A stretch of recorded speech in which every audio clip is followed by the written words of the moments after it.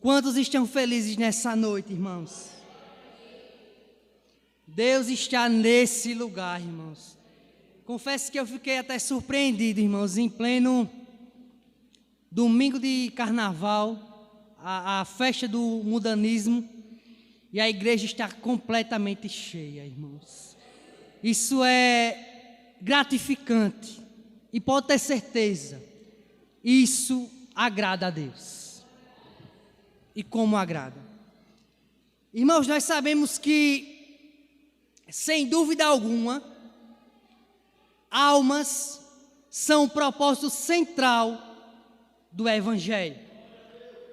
No Evangelho de Lucas, capítulo 15, versículo 7, Jesus falou que quando um pecador se arrepende, há festa no céu.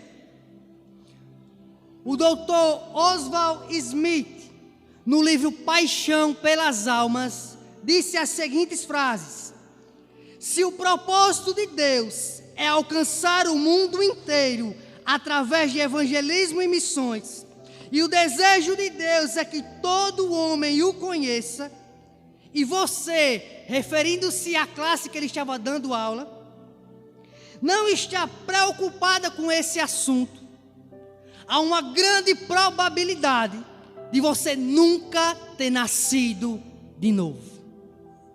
Sabendo disso, hoje o tema da mensagem é o valor de uma alma. Abra comigo suas Bíblias em Atos dos Apóstolos, capítulo 8. Vamos fazer a leitura do versículo 26 ao versículo 35. Eu peço que a igreja fique de pé em reverência à palavra de Deus. Livro de Atos, capítulo 8, versículo 26 ao versículo 35. Vou aguardar para que você acompanhe comigo essa leitura. Amém?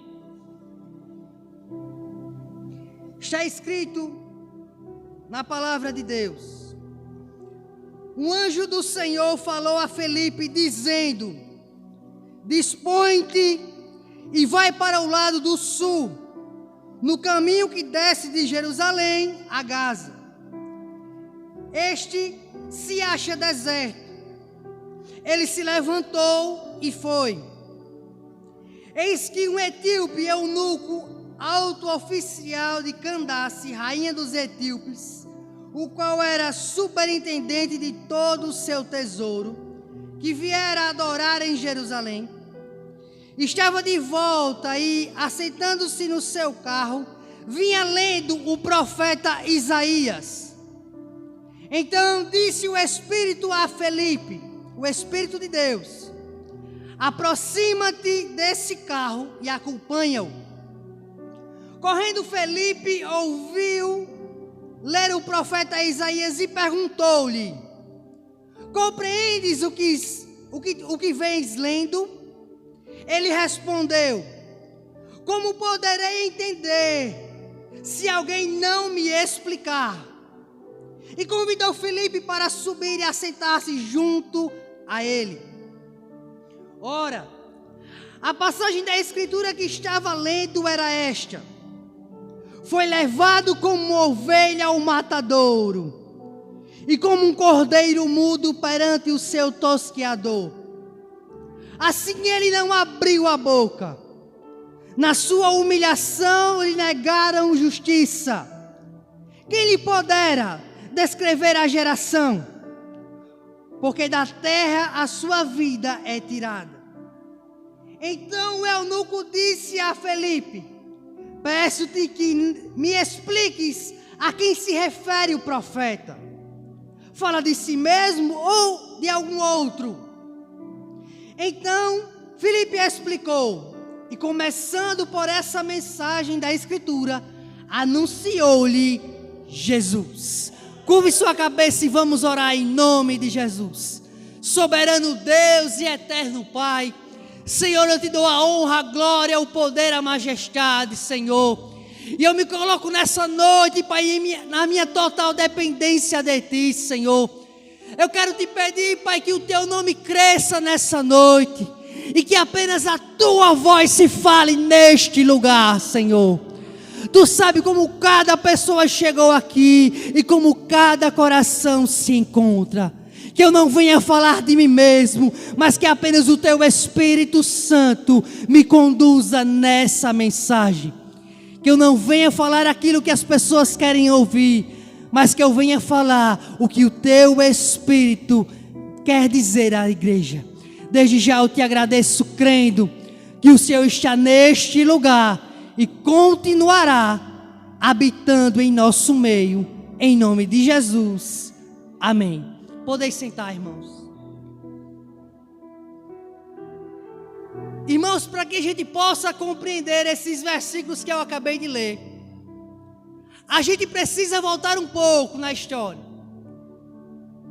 Momentos antes dessa leitura, estava acontecendo, irmãos, uma grande tragédia em Jerusalém. A igreja em Jerusalém começava a sofrer uma grande perseguição. Para que você possa ter uma ideia, apenas os apóstolos ficaram. O restante dos membros se dispersaram. Uns para Samaria, entre outros lugares. Quando eles se dispersam, irmãos, eles vão chegando nos povoados e pregando o evangelho do reino de Deus. E as vidas vão começando a se converter ao evangelho de Cristo. Felipe, que havia sido levantado como diácono por Deus, estava em Samaria. E aquele homem começa a pregar o evangelho. Sinais e maravilhas começam a acontecer em Samaria. E o povo fica maravilhado. Porque Deus havia revestido Felipe de tamanha autoridade, irmãos. E o povo começou agora a crer no evangelho de Cristo. Naquela mesma região, havia um homem chamado Simeão. A Bíblia relata que esse homem era um feiticeiro que fazia milagres. E as pessoas que não tinham discernimento espiritual começaram a se maravilhar com os feitos daquele homem. A Bíblia relata que quando Filipe chega e começa a pregar o evangelho, esse homem começa a escutar o evangelho. E ele crê. Filipe batiza ele. Mas a motivação de Simeão não era a motivação correta. Ele estava em busca do poder que os apóstolos tinham através de Jesus Cristo. Porque ele percebeu que quando aqueles apóstolos impuseram as mãos, quando Filipe também impuseram as mãos, as pessoas eram curadas, as pessoas eram libertas, as pessoas eram transformadas. Falo apóstolos porque quando os apóstolos souberam, 2 apóstolos foram para Samaria para pregar também o evangelho do reino. E eles começaram também a fazer sinais e maravilhas. A motivação de Simeão não era a motivação correta. E eu já aprendo algo aqui. Muitas pessoas vêm a Cristo com a motivação também incorreta. Existem, de um lado, os crentes verdadeiros. E existe do outro lado, os crentes que não são verdadeiros. De um lado está o joio, do outro lado está o trigo. Uns vieram pelo que Cristo fez por eles e reconheceram que eram pecadores. De contrapartida, há um grupo seleto que estão atrás das bênçãos de Deus e não do Deus da bênção. A nossa motivação, irmãos, precisa ser correta. Não basta fazer, não basta parecer ser. Precisamos ter a convicção de quem é Jesus e reconhecer o que Ele é na nossa vida. Simeão, quando vê aqueles apóstolos fazendo aquelas orações, impondo as mãos, ele percebeu que saía poder. E ele chegou entre os apóstolos e disse: qual o valor? Quanto você quer para transferir esse poder para mim? Veja a cegueira deste homem. Ele estava convencido do Evangelho, mas ele não estava convertido do Evangelho. Existem convencidos e existem convertidos. Em uma mesma igreja, que escuta o mesmo pastor, há pessoas que nasceram de novo e há pessoas que nunca nasceram de novo. E os apóstolos começam a repreender aquele homem e alerta ele: se arrependa disso. Nós não temos parte com você. Depois dessa ocasião, o anjo do Senhor aparece a Filipe. E ele orienta que Filipe fosse em direção ao sul, até Gaza.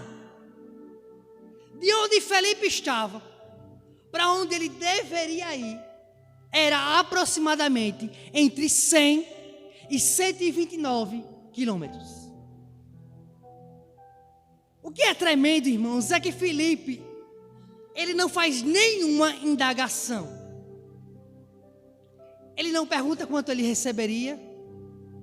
Ele não questiona as dificuldades que ele enfrentaria, não.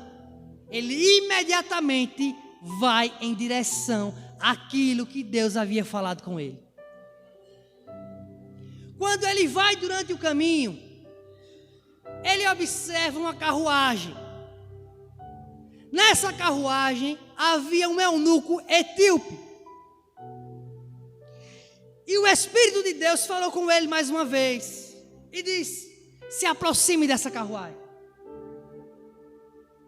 Os eunucos, irmãos, a grande maioria, se não todos, eles eram homens castrados. Por quê?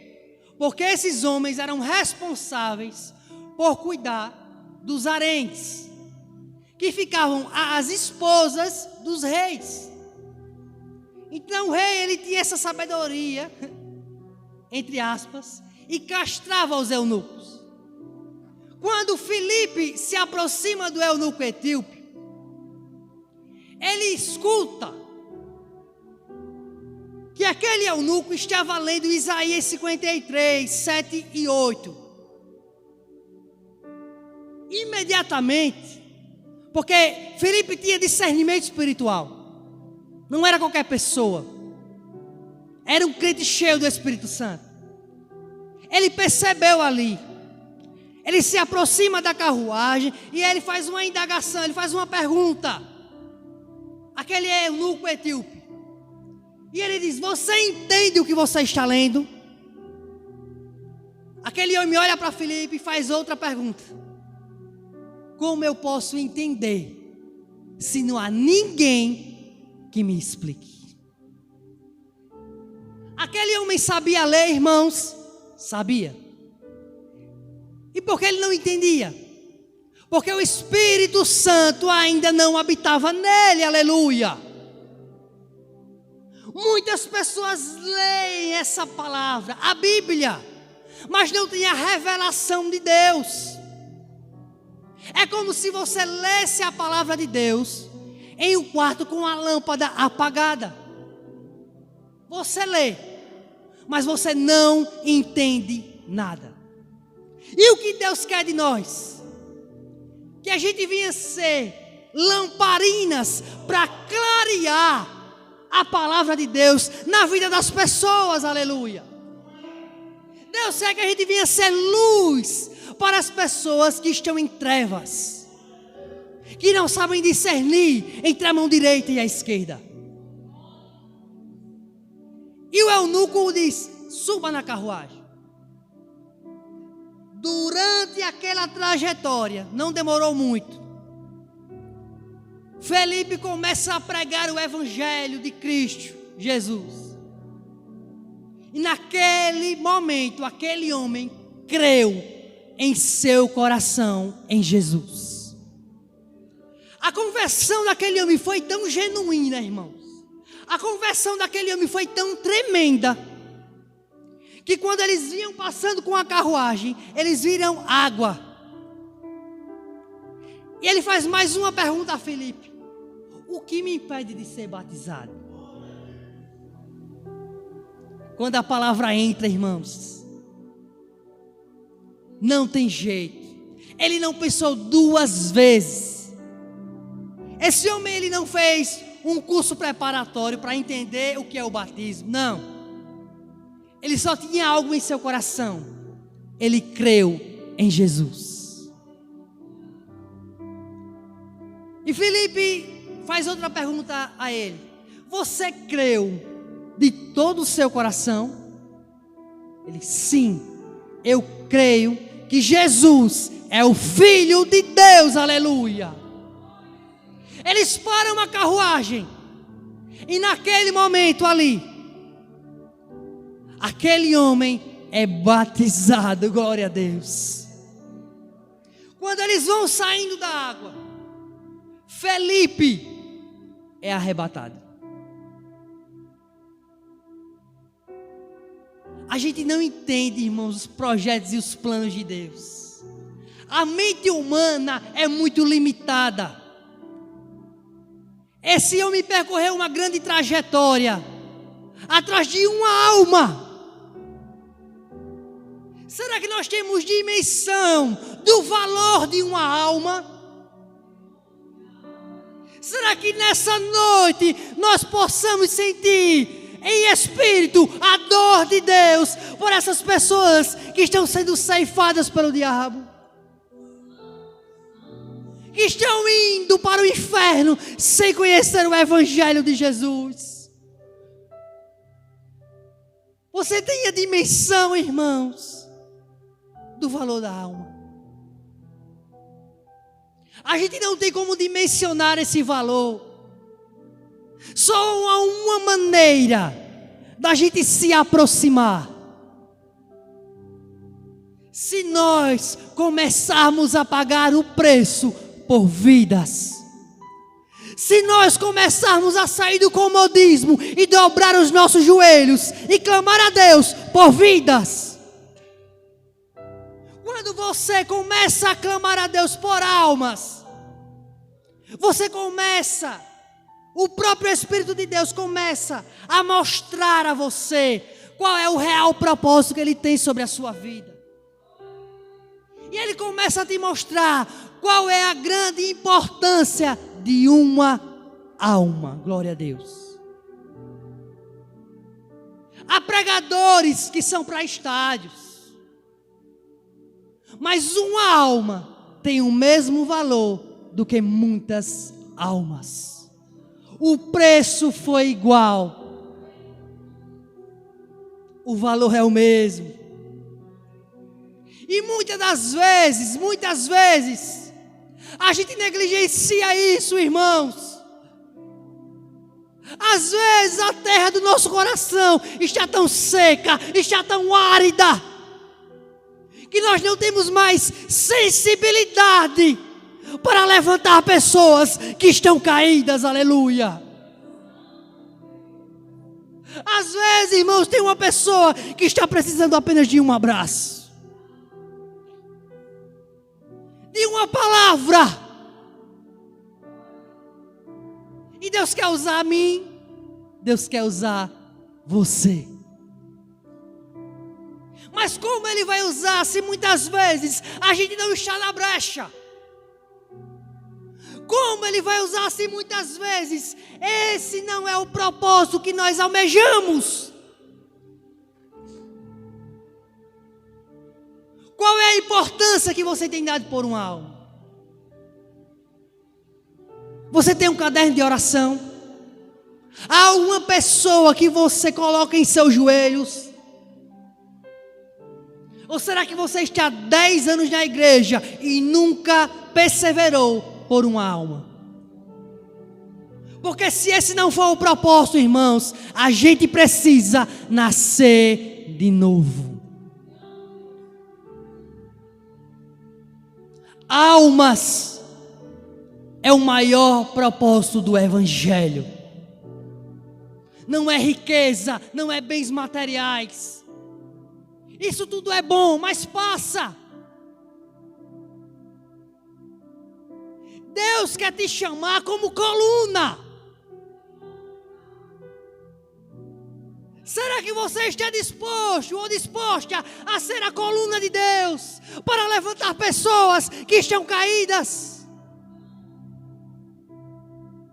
Ou será que você está apenas olhando para o seu eu, para a sua vida, para as suas coisas? Se o Espírito Santo não estiver na sua vida, irmãos, você vai estar sempre insatisfeito. Eu quero isso, eu quero isso, eu quero aquilo, e nunca vai estar saciado. Por quê? Porque o vazio do homem é do tamanho de Deus, aleluia. Nós não precisamos de bens, nós precisamos do Espírito Santo de Deus. E charamangai, que me cando que assemia. Porque se o Espírito Santo pairar sobre você, irmãos, todas as suas necessidades Ele supre. Porque Deus tem compromisso com quem tem compromisso com Ele. Aleluia, sinto Deus neste lugar. Irmão, se você não está sentindo Deus há muito tempo, não se conforme. Porque isso é um grande sinal que você está frio na fé. Não se conforme em perder a presença do Espírito Santo. Você pode perder dinheiro, você pode perder emprego, você pode perder pessoas, mas não perca a pessoa do Espírito Santo de Deus. Aleluia! Ele é o propósito da nossa vida. É Ele que nos preenche por inteiro. Glória a Jesus. E aquele homem não estava mais com Felipe, mas em seu coração estava pregado o Evangelho do Reino, o Evangelho de Jesus. Aleluia!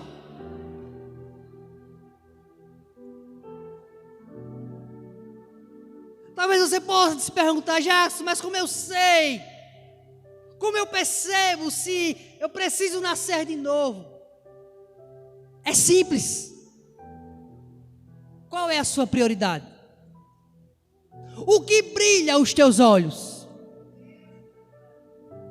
É a presença de Deus? Ou será que é apenas quando você vem para o culto?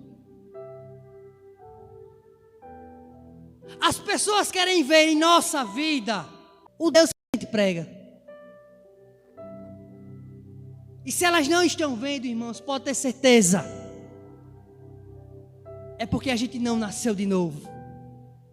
É porque a gente está acostumado a vir e vir e vir para a igreja. Mas se eu não aplico essa palavra na minha vida, não adianta. A Bíblia diz que o crer vem pelo ouvir e ouvir a palavra de Deus. Está correto isso? Mas a palavra, ela precisa ser vivida na minha vida. Primeiro, quando você vai ministrar, Deus prega para mim, para depois pregar para vocês. Da mesma forma é a palavra de Deus. Primeiro, Deus vai pregar para você pregar para outras pessoas. Mas se você não abre a Bíblia em casa, mas se você não ora em casa, mas se você não consagra em casa, mas se você não jejua em casa, como você vai crescer na graça e no conhecimento de Deus? Não vai acontecer nunca, meu irmão. Por mais que seja a vontade de Deus, o Senhor é educado. Servir a Deus, você precisa entender, é um privilégio. É uma honra. a casa de Deus é um privilégio. Nós temos que trazer alegria e estar alegre pelo que Ele fez por nós todos os dias.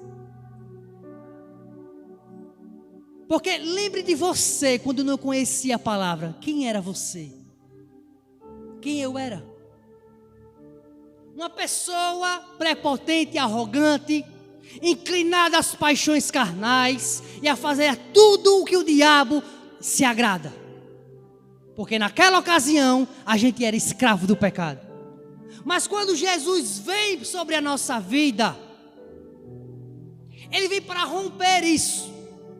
Porque a Bíblia diz: conhecereis a verdade e a verdade vos libertará. Conhecer, eu tenho que estudar essa palavra cuidadosamente. Antes de ler a palavra eu tenho que orar, porque isso não é um livro qualquer. Esse é o único livro que o autor está do seu lado. Então, irmãos, se eu não examino as Escrituras, como eu vou me consertar? Não, eu não vou me consertar se eu não buscar.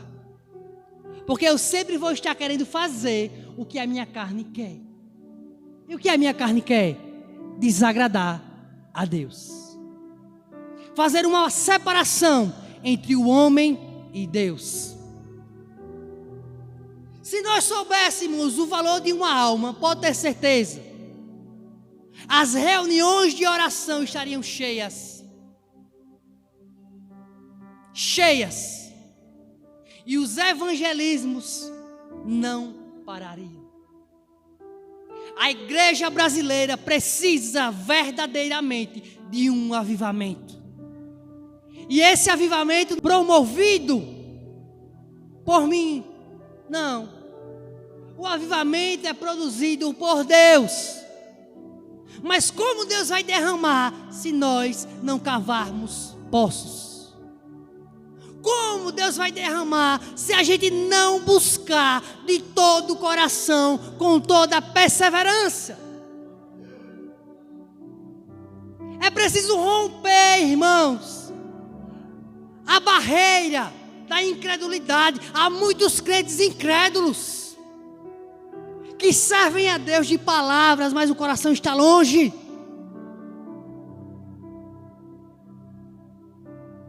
Deus quer nos usar para levantar pessoas. Mas será que você está disposto em ser usado por Deus? Porque Ele quer fazer. O que acontece é que muitas vezes as pessoas não querem passar pelo processo. Porque quando Deus vai te usar e quer te usar, primeiro Ele te prepara para que a soberba não suba a sua cabeça. Primeiro a gente é humilhado, para depois Deus nos exaltar. Então o evangelho é isso: descer para alcançar o céu aberto. Há poucos dias estava acontecendo em outro país o início de um grande avivamento.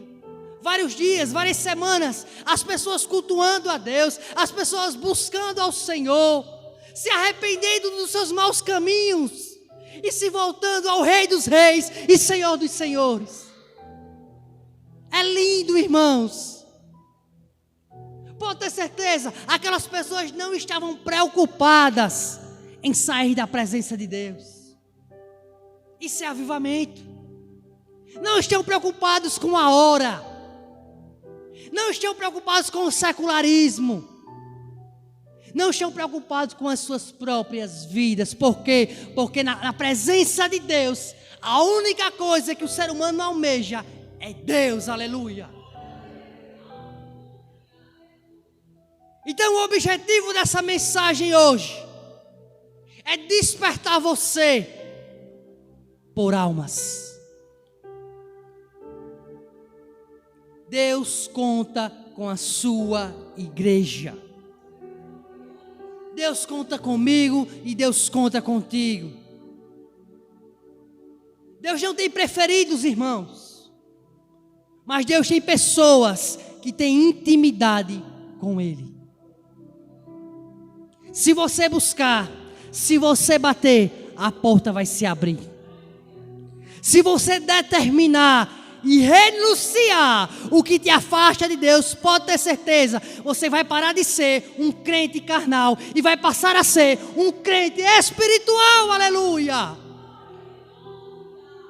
O crente espiritual, irmãos, ele está preocupado com as coisas do reino. Mas o crente carnal só está preocupado com as suas coisas. Ele acha que está salvo. Ele acha que está agradando a Deus. Ele acha que foi transformado, mas ainda não teve o seu coração regenerado. Porque as preocupações deste mundo estão sufocando a sua fé. Não permita isso, irmão. Não permita que a presença de Deus saia de você. Buscai o Senhor enquanto se pode achar. Os dias são maus. Há uma grande responsabilidade sobre os nossos ombros. Deus te chama como uma atalaia de Deus. Foi assim que Deus chamou Ezequiel. E Deus alertou ele em Ezequiel 33 sobre a responsabilidade que ele tinha em informar ao pecador que se arrependa. Porque se ele não informasse, se essas pessoas morressem sem o conhecimento de Deus, o sangue delas, Deus cobraria dele. Nós não estamos aqui a passeio. Vivemos por propósito. O propósito de Deus. Uma alma vale o mesmo que muitas almas. Deus não está te pedindo, irmãos, que você seja um Billy Graham, um Jim Swaggart, um evangelista mundial, não. Ele quer que você pregue para as pessoas que estão ao seu redor, para que essas pessoas tenham o conhecimento do Evangelho. Agora, se elas não quiserem, a responsabilidade não é sua. Um crente que nasceu de novo, primeiro ele conhece a palavra. Depois que ele conhece a palavra, a sua vontade é fazer Jesus conhecido.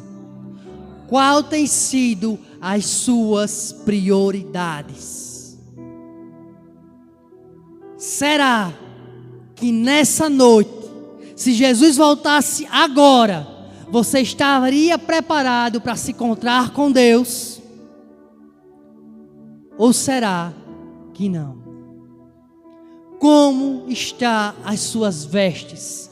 Como está o seu coração? Como está a sua mente? Se você se voltar a essa palavra, pode ter certeza, tudo que é ruim, tudo que é impuro, tudo que desagrada a Deus, vai sair da sua vida. E quando você for regenerado, aonde você chegar, você vai fazer a diferença. Vamos ficar de pé, irmãos. Deus está nos chamando nessa noite como atalaia de Deus. Deus está nos chamando nessa noite para um compromisso maior. Deus está nos chamando nessa noite para um relacionamento. Coloque na sua memória a sua dificuldade, aquilo que te impede de se aproximar ao Mestre. E na medida que você e eu oramos, as barreiras são quebradas. Vamos orar em nome de Jesus. Senhor, eu quero te agradecer, Senhor, por tudo que o Senhor tratou nessa noite. Obrigado pela tua palavra, Senhor. Obrigado por nos mostrar a necessidade, Senhor, e o valor que uma alma tem. Nos desperta, Senhor, para que a gente venha se levantar com esse objetivo, com esse propósito de ganhar as almas para o teu reino, Senhor. Ajuda, Pai, cada irmão e cada irmã em suas dificuldades, para que eles não venham retroceder, para que eles não venham paralisar, mas que eles venham avançar com a tua ajuda. Desde já eu te agradeço nessa noite, crendo que o Senhor não falou para essas paredes, e eu tenho certeza que essa palavra vai germinar em muitos corações. Desde já eu te agradeço, Pai, em nome de Jesus. Amém. Vamos aplaudir o Rei dos Reis e Senhor dos Senhores. Agradeço a oportunidade.